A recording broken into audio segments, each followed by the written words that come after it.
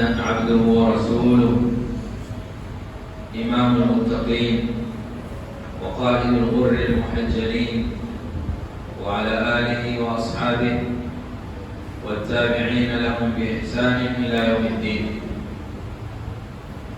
اللهم علمنا ما ينفعنا وانفعنا بما علمتنا وزدنا علما يا أرحم الراحمين. اللهم ارزقنا الإخلاص في الأقوال والأعمال برحمتك يا أرحم الراحمين. Waislamu, leo katika darasa yetu ya tafsiri tutaingia sura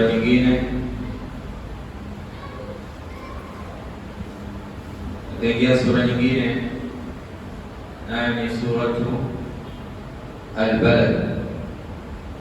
Suratu Al-Balad, sura hii ni sura Makia, ni katika zile sura zilizoteremshwa Makka,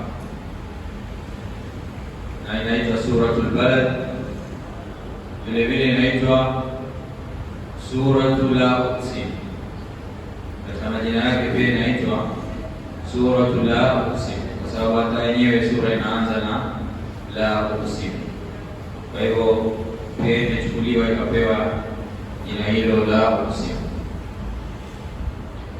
Na katika utaratibu wake wa kuteremshwa sura hii, imeteremshwa baada ya Suratul Qaf. Baada ya Suratul Qaf ndio ikateremshwa sura hii, Suratul Balad au Suratul La Uqsim. Ndani ya sura hii imekusanya maudhui tofauti. Katika maudhui yanayopatikana ndani ya sura hii ni at-tanwihu bi sha'ni Makkah. Allah subhanahu wa ta'ala anaijulisha na kuutambulisha utukufu wa mji wa Makkah. Vile vile katika sura hii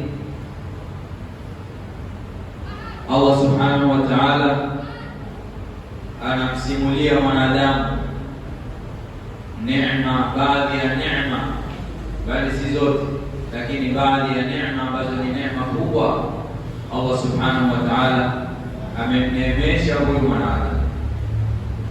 Vile vile katika maudhui zinazopatikana ndani ya sura hii, Allah subhanahu wa ta'ala anabainisha mwisho mwema wa watu wema na mwisho mbaya wa wale watu waovu.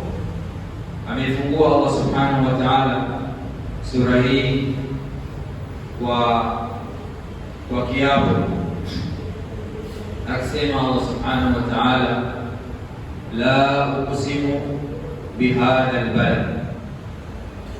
La katika aya hii sio ile la nania, si la ya kukataza.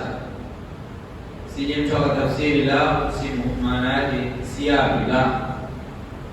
La ni zani litakid. Hii la imekuja hapa ni lafzi ambalo limezidi, lakini madhumuni yake ni kutilia mkazo. Maana yake ni kuwa uqsimu bihadha albalad, na hapa kwa mji huu. Mji huu ni mji gani? Umekuja kwa njia ya ishara, hadha albalad. Mji huu ni kama tulivyobainisha katika Suratul Tin. Mji huu umebainishwa katika Suratul Tin, wa hadha albaladi al-amin. Vile vile katika sura nyingine Allah subhanahu wa ta'ala amebainisha mji huu, mji wa Makkah, kuonyesha ni mji wenye utukufu. Akisema Allah subhanahu wa ta'ala, innama umirtu, kimwambia Mtume alayhi salatu wassalam aseme innama umirtu, hakika mimi si jambo lingine nimeamrishwa, an a'budu rabba hadhihi albaldati alladhi harrama, nimeamrishwa kumwabudu mola wa mji huu. Na Mwenyezi Mungu kusema mola wa mji huu, kuita mola wa mji huu rabba hadhihi albalda, ambapo Allah subhanahu wa ta'ala ni mola wa miji yote, ni mola bali mola wa ardhi yote.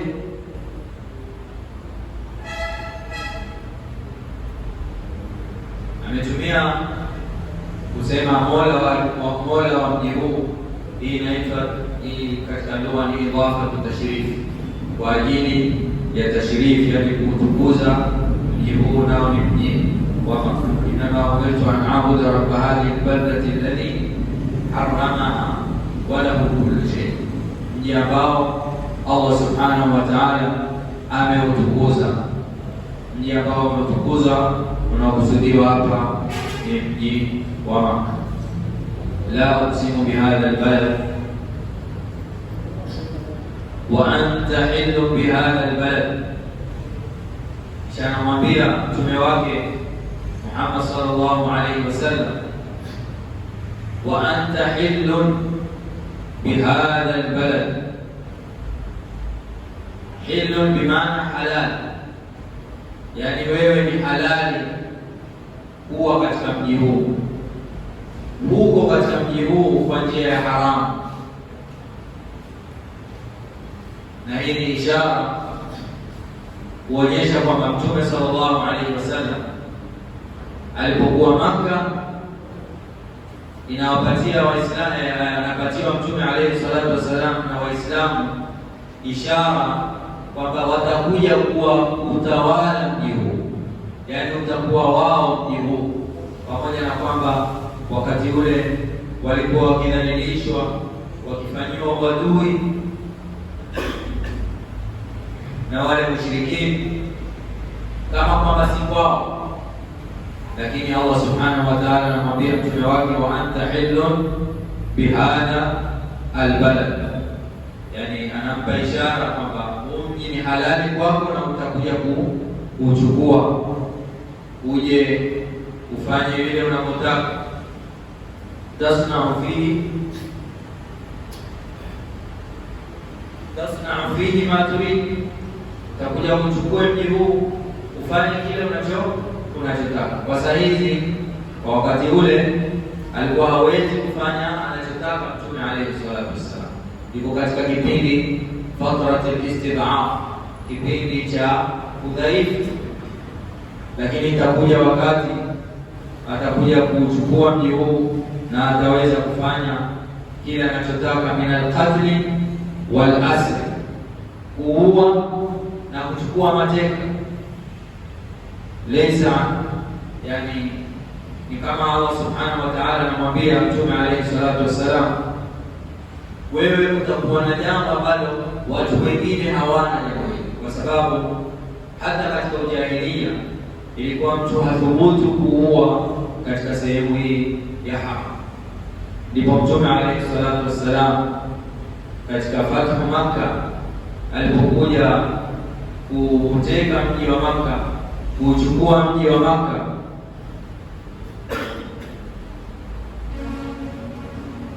qatala, aliingia mtume alayhi salatu wassalam akapigana, akauawa aliyejaliwa kuuawa, mpaka mtume alayhi salatu wassalam faamara biqatli baadhi al-mushrikin. Kuna wale baadhi ya mushrikin ambao mtume sallallahu alayhi wasallam aliamrisha kuuawa. Miongoni mwao ni mmoja anaitwa Ibn Khutal. Ibn Khutal huyu alijificha katika sitarul Kaaba, katika ile pazia ya Kaaba. Mtume alayhi salatu wassalam faamara biqatlihi, akaamrisha huyu Ibn Khutal auawe. Mwingine ambaye aliuawa wakati wa fathu Makka ni Miqyas ibn Subaba. Huyu naye pia aliuawa na Mtume alayhi salatu wassalam aliamrisha auawe. Kwa hivyo, wa anta hillu bihadha albalad, Mtume alayhi salatu wassalam amehalalishiwa damu fulani za watu fulani na akaharamishiwa damu za watu fulani. Uhilla lahu dimaa qaumin wa hurrima alayhi dimaa qaumin. Mtume alayhi salatu wassalam amehalalishiwa damu ya watu fulani na watu wengine akawa ameharamishiwa. Ndio maana Mtume alayhi salatu wassalam alipoingia katika mji wa Makka wakati wa fathu Makka, jambo la kwanza ili apambanue, abainishe wale wanaostahili kuuawa na wasiostahili kuuawa, Mtume alayhi salatu wassalam akatoa amri, man dakhala baita abi Sufyan fahuwa amin. Mtume akasema yule atakayeingia nyumba ya Abi Sufyan basi fahuwa amin, huyo atakuwa na amani, hatoingiliwa na vita vyovyote. Itakuwa haifai mtu huyu kuingiliwa na kupigwa vita. Thumma qala alayhi salatu wassalam, kisha Mtume alayhi salatu wassalam akasema, inna Allaha harrama Makkata yawma khalqi samawati wal ardh. Mwenyezi Mungu Subhanahu wa Ta'ala aliharamisha Makka, yani sehemu ya Makka ikawa haifai mtu kuuawa, yawma khalqi samawati wal ardh, siku aliyoumba mbingu na ardhi. Baada ya kuumba mbingu na ardhi, Mwenyezi Mungu Subhanahu wa Ta'ala kaharamisha Makka ikawa ni mahali pa amani, haifai watu kuuawa au kufanyiwa ubaya wote. Inna Allaha harrama Makkata yawma khalqi samawati wal ardh wa lam yahilla li ahadin qabli, wala haikuwa ni halali kwa yoyote kabla yangu mimi, wala tahillu li ahadin ba'di, wala haitakuwa ni halali baada yangu mimi, baada ya mimi kuhalalishiwa kuua. Waliokuwa kabla yangu hawakuhalalishiwa, na watakaokuja baada yangu haitakuwa ni halali kwao kuua katika sehemu hii. Kisha akasema alayhi salatu wassalam, wa innama uhillat li sa'atan min nahar, lakini mimi nimehalalishiwa kuua kwa njia ya haki katika sehemu hii, sa'atan min an-nahar, yani kipindi katika mchana, au saa katika mchana, au tuseme kipindi katika wakati wa mchana. Fahiya haramun bihurmati llahi ila yaum al-qiyama. Sasa kuanzia leo, kuanzia fathu, wakati wa fathu Makka, Mtume alayhi salatu wassalam akazungumza maneno haya, akatoa amri, kuanzia leo mimi nimehalalishiwa tu leo sa'atan min an-nahar, nimehalalishiwa sa'atan min an-nahar. Kwa hivyo kuanzia leo mji huu wa Makka haramu bihurmati llahi ila yaum al-qiyama, itakuwa ni haramu kwa kuharamishwa na Allah Subhanahu wa Ta'ala mpaka siku ya Kiyama. Itakuwa haifai mtu kuua katika sehemu hii. Wa anta hillu bihadha albalad wa walidin wa ma walad. Jambo kingine Allah Subhanahu wa Ta'ala anaapa wa walidin wa ma walad. Tafsiri zimekuja tafsiri tofauti kuhusiana na aya hii, wa walidin wa ma walad. Wengine wanasema makusudio ya walidi wa ma walad, walidi ni Adam alayhi salam, wa ma walad ni kile kizazi cha nani? Cha Adam alayhi salam. Tafsiri nyingine, wa walidi wa ma walad ni Ibrahim alayhi salam, wa ma walad ni kizazi cha baada ya Ibrahim alayhi salam.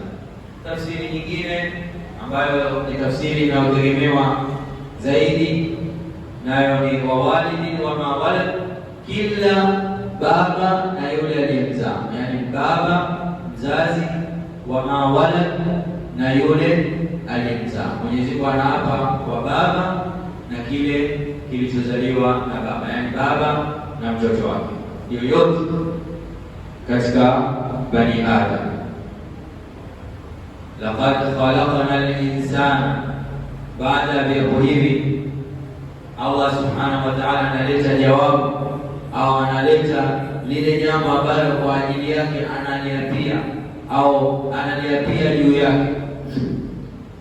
Laqad khalaqna al-insana fi kabad, hakika tumemuumba huyu mwanadamu fi kabad, katika shida, katika mashaka.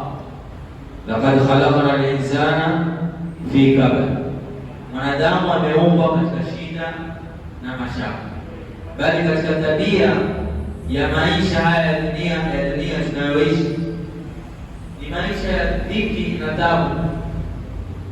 Ndipo Allah subhanahu wa ta'ala akasema tumemuumba mwanadamu huyu katika taabu, yaani mwanadamu yuko katika taabu.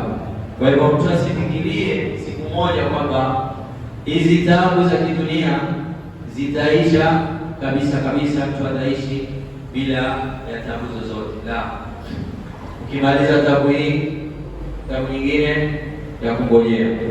Ukimaliza hii, unaanza nyingine.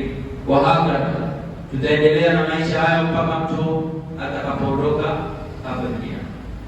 Laqad khalaqna al-insana fi kabad, na hili jambo Allah subhanahu wa ta'ala amelitilia mkazo kwa viapo, ametanguliza viapo kabla yake, kisha ndio akalisema Allah subhanahu wa ta'ala. Kwa hivyo kumtoa shaka tu mwanadamu kwamba nyingi za maisha ya dunia si hakuna, yani hazitakuwa ni zenye kuisha mpaka mwanadamu aondoke hapo ulimwenguni. Kwa hivyo Muislamu anafaa tu afanye bidii katika zile dawa anazopitia, asitoke katika mipaka aliyowekewa na Allah subhanahu wa ta'ala.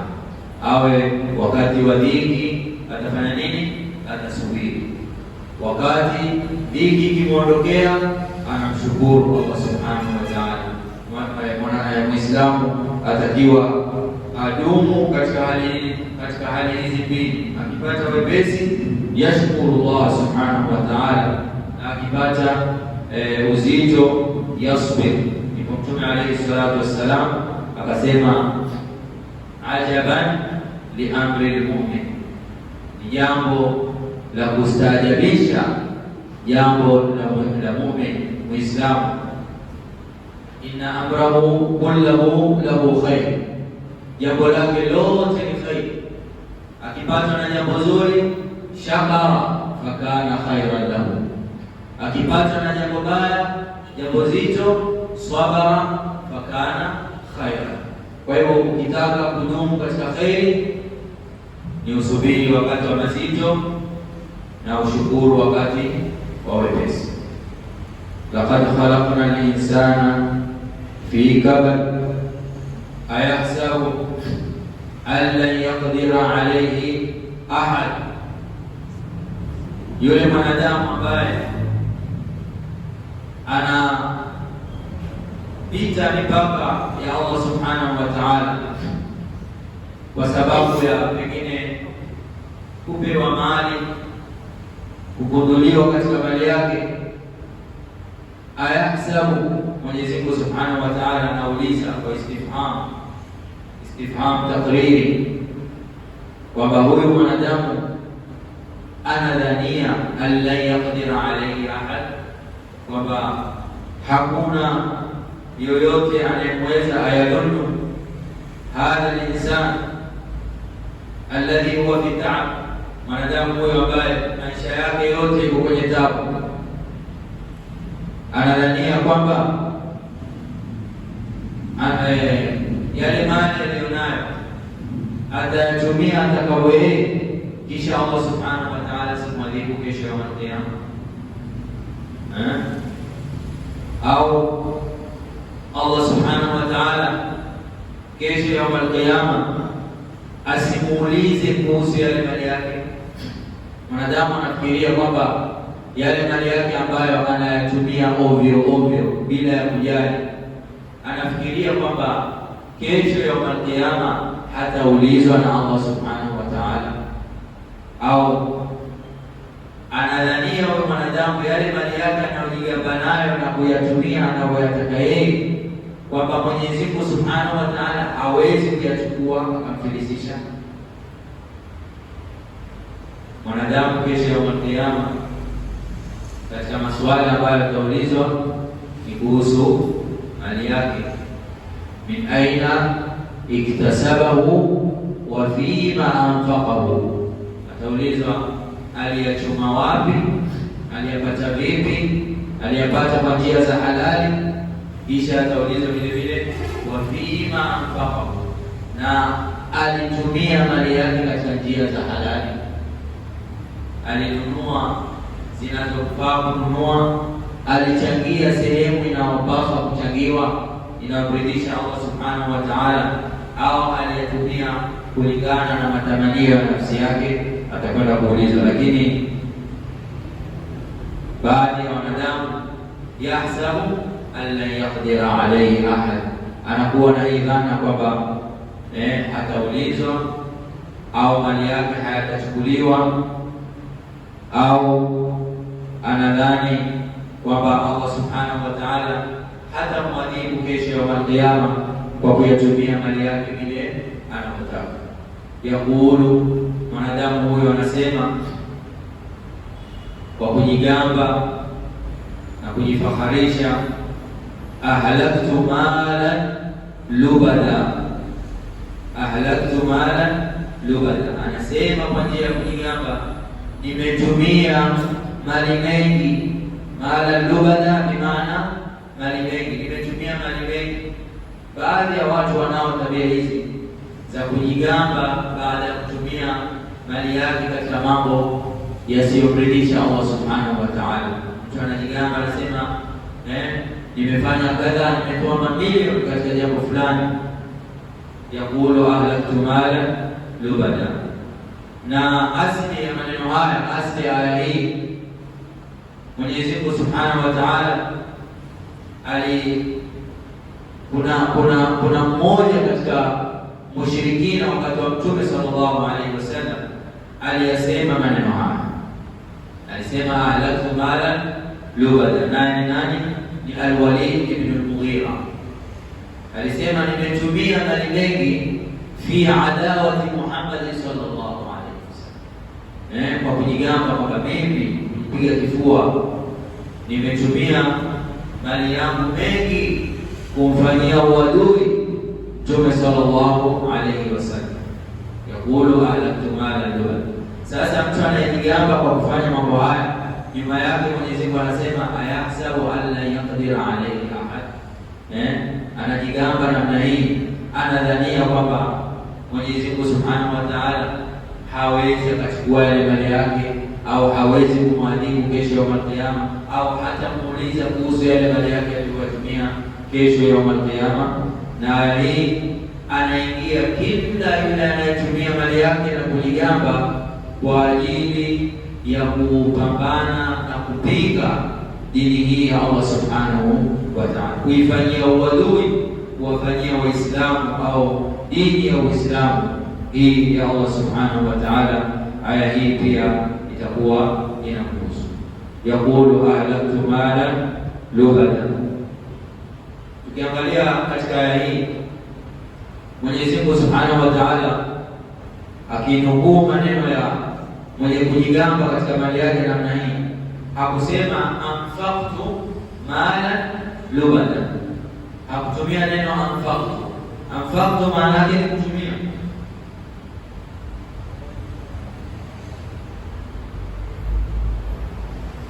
Anfaqtu ni kutumia, lakini ametumia neno ahlaktu. Ahlaktu maana yake ni kutumia ovyo ovyo, kutumia katika njia ambazo hazina manufaa. Ndipo Allah subhanahu wa ta'ala akaileta aya hii kwa lafdhi hii ya ahlaktu, hakusema anfaqtu, kwa sababu anfaqtu mara nyingi inaingia katika kutumia mali katika mambo ya khair, lakini ahlaktu ni kutumia mali katika mambo ya nini? Katika mambo yashrab. Ayahsabu an lam yarahu ahad, mwanadamu huyu ambaye ana dhana za aina hii, ana fikra hizi, Mwenyezi Mungu anauliza tena, analeta istifham, ayahsabu an lam yarahu ahad. Wakati akizungumza maneno haya au wakati akifanya mambo yake haya maovu ya kutumia pesa na kuwa na dhana kwamba Mwenyezi Mungu Subhanahu wa Ta'ala hawezi kuyachukua yale mali yake, Mwenyezi Mungu hatamuuliza kuhusu mali yake, Mwenyezi Mungu hatamwadhibu kuhusu mali yake. Sasa anadhania kwamba lam yarahu ahad, kwamba Allah Subhanahu hakumuona yoyote katika yeye wakati alipokuwa anayafanya mambo haya au akisema maneno haya, au anadhania kwamba Mwenyezi Mungu Subhanahu wa Ta'ala hatamfufua kesho ya Kiyama kumfanyia hisabu kwa haya maovu aliyofanya kupitia kwa haya mali yake, bali Mwenyezi Mungu Subhanahu wa Ta'ala atamfanyia hisabu kwa kila alichozungumza, kwa kila alichokuwa akifanya kupitia kwa yale mali yake ambayo alikuwa anajigamba nayo. Bali Allah Subhanahu wa Ta'ala ameyahifadhi yale yote aliyofanya, na vile vile amemwakilishia malaika ambao wanaandika kila kitendo kinachotoka kwake. Bali kesho ya Kiyama anasema Mtume alayhi salatu wassalam, lan tazula qadama abdin yawm al-qiyama, hataondoka mja kesho yawm al-qiyama hatta yus'ala an arba, pakaulize mambo mangapi? Mambo manne. Jambo la kwanza, an shababihi fima ablahu, ataulizwa kuhusu ubarabara wake aliotumia vipi. Kisha aulizwe wa an umrihi fima afnahu, kisha ataulizwa umri wake wote aliotumia vipi. Kisha ataulizwa wa an ilmihi madha amila fi, ilmu yake alifanya nini. Kisha ataulizwa wa an malihi, ataulizwa mali yake, min aina iktasabahu, aliyatoa wapi, aliyapata vipi, wa fima anfaqahu, na aliyatumia vipi. Kwa hivyo mwanadamu hana uhuru wa kutumia mali yake anapotaka, wala hana uhuru wa kutafuta mali kwa njia yoyote anayotaka yeye, bali katika kutafuta mali ahakikishe anatafuta mali kwa njia inamridhisha Allah Subhanahu wa Ta'ala, na vile vile katika kuyatumia yale mali ahakikishe anayatumia mali yale katika njia inamridhisha Allah Subhanahu wa Ta'ala. Ayahsabu an lam yarahu ahad alam naj'al lahu 'aynayn. Mwenyezi Mungu Subhanahu wa Ta'ala anamsimulia mwanadamu huyu ambaye anajigamba anataka kuishi namna hii bila kujali. Alam naj'al lahu 'aynayn, anaishi kwamba hamtambui Mola wake Subhanahu wa Ta'ala. Mwenyezi Mungu anamsimulia, anamwambia alam naj'al lahu 'aynayn, huyu mwanadamu hatukumjalia macho mawili. Macho ni neema kubwa. Waulize waliokosa macho, waliokuwa na macho kisha wakakosa, watakwambia ule upungufu ambao wanauhisi katika nyoyo zao. Sasa mwanadamu, Mwenyezi Mungu anamwambia alam naj'al lahu 'aynayn, macho ambayo Mwenyezi Mungu Subhanahu wa Ta'ala ameyaweka liljamali walilbasar, macho ambayo mtu akiwa nayo yanaonyesha uzuri. Mtu akiwa na macho kidogo kunakuwa na upungufu katika ule uzuri wake, sio? Lakini mwanadamu akiwa na macho yake kamili ana uzuri. Jambo la kwanza ni pambo, macho jambo la kwanza ni pambo. Kisha na faida nyingine kubwa zaidi ni faida ya kuona. Kwa hivyo anachotakiwa ni mwanadamu afanye nini? Amshukuru Mola wake Subhanahu wa Ta'ala, aangalie kile ambacho Allah Subhanahu wa Ta'ala amemruhusu kuangalia.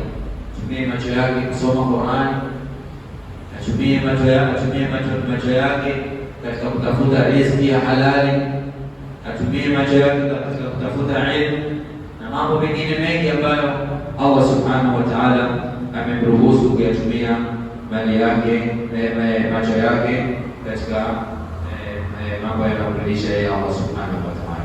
Na afunge macho yake, ainamishe macho yake wakati anapoona mambo ambayo Allah Subhanahu wa Ta'ala amekataza Muislamu kuyaangalia mambo yake. Lakini leo hii kwa sababu ya mitandao, vyombo vilivyonavyo vya kisasa, masimu na mativi, watu wamekuwa kuangalia bila ya kujali, angalia picha, wanawake wako uchi na mambo mengine machafu, watu wakicheza, watu wakifanya mambo ya kukosa haya, na watu wanaangalia bila kujali. Wengine wanaangalia wanasema wanafanya kwamba ni chekesho, lakini hii si kazi ya macho ambayo Allah Subhanahu wa Ta'ala amemruhusu Muislamu au mwanadamu kuyatumia macho yake katika njia hiyo. Alam naj'al lahu 'aynayn wa lisanan wa shafatayn, tukamjalia pia vile vile mwanadamu huyu mwenye tabia hii, wa lisanan wa shafatayn, ulimi na midomo miwili, mdomo wa juu na mdomo wa chini, ili pia ni pambo. Tafuta mtu ambaye hana mdomo, muangalie sura zake zinapokaa. Jambo la kwanza hili ni pambo. Laqad khalaqna al-insana fi ahsani taqwim, mwanadamu tumemuumba katika sura nzuri. Kwa hivyo Mwenyezi Mungu Subhanahu wa Ta'ala amejalia mwanadamu wa lisana, mpa ulimi ambao anatamkia ulimi ambao unamrahisishia mambo yake mengi. Ingekuwa mtu ana ulimi, ingekuwa ni tabu kufahamisha, lakini kwake imekuwa rahisi mwanadamu kufahamisha kwa sababu ya wepesi wa ulimi katika kufahamisha. Unazungumza maneno mawili matatu, mtu ashakufahamu kile unachokifikiria au unachokitaka kufanyiwe. Walisana wa shafatain, na vile vile shafatain, midomo hii miwili yaliyo na chini, ambayo inakamilisha ile kazi ya mazungumzo, sababu kuna matamshi mengine yanatamkika kwa njia ya usawa kupitia kwa nini? Kupitia kwa midomo hii miwili. Kwa hivyo mazungumzo ni ulimi na midomo. Mwanadamu anaweza kuzungumza kwa ufasaha kabisa, kwa uwazi kabisa, kwa kutumia ulimi na midomo. Ni nani mwingine aliyefanya kazi hii? Hakuna mwingine. Aliyempa mwanadamu neema hii si mwingine isipokuwa ni nani? Isipokuwa ni Allah Subhanahu wa Ta'ala. Walisana wa shafataini, kisha mwanadamu huyu vile vile wahadainahu an-najdain, tukamuongoza mwanadamu an-najdain. An-najd ni njia, an-najdain njia mbili, tariqul khair wa tariqu ash-shar. Tukamuongoza huyu mwanadamu katika njia mbili, njia ya kheri na njia ya shari. Inna hadainahu sabila imma shakiran wa imma kafura.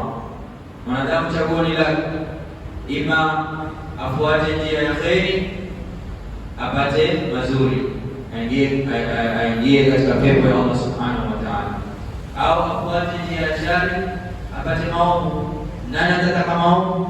Mwanadamu ameumbwa katika maumbile ya kutaka mazuri, Kwa hivyo anapoingia katika njia mbaya, yeye mwenyewe amefanya nini? Amejitakia. Ndipo shetani kesho ya kiyama atamruka mwanadamu, amwambia nini? Fala talumuni walumu anfusakum inna Allaha wa'adakum wa'ada al-haq. Tena shetani amwambia maneno ya haki, wa'adakum wa'ada al-haq. Mwenyezi Mungu aliwaambia mambo ya haki bwana, wa wa'adtukum, na mimi kawapa yangu, mimi ndio hapa tu yangu, kama Mungu ana yake na mimi na yangu. Haya jamani, wa wa'adtukum fa akhlaftukum fala talumuni walumu anfusakum. Mimi pia tena atawaambia wazote kama mimi pia ndio huko, kwa hiyo msinilaumu. Kwa hiyo mwanadamu hana wakulaumu isipokuwa ni nafsi yake, kwa sababu shetani anakushiki mkono. Shetani wake ni nini? Ni wasiwasi. Min sharri alwaswasi alkhannas wala tattabi'u khutuwati shaytan. Shetani ni wasiwasi na kukuonyesha zile hatua, fanya hivi, anza na hiki leo, kisha kesho akupeleke step nyingine, kesho kutwa akupeleke step nyingine mbaya zaidi, na siku inayofuatia tena mbaya zaidi, mpaka kufikisha katika moto wa jahannam. Sasa wewe mwanadamu utaridhika kuingizwa katika moto wa jahannam? Kwa hivyo Mwenyezi Mungu Subhanahu wa Ta'ala amekuwekea wazi. Mwenyezi Mungu Subhanahu wa Ta'ala ametumia katika aya hii an-najdain, akusema at-tariqain au as-sabilain.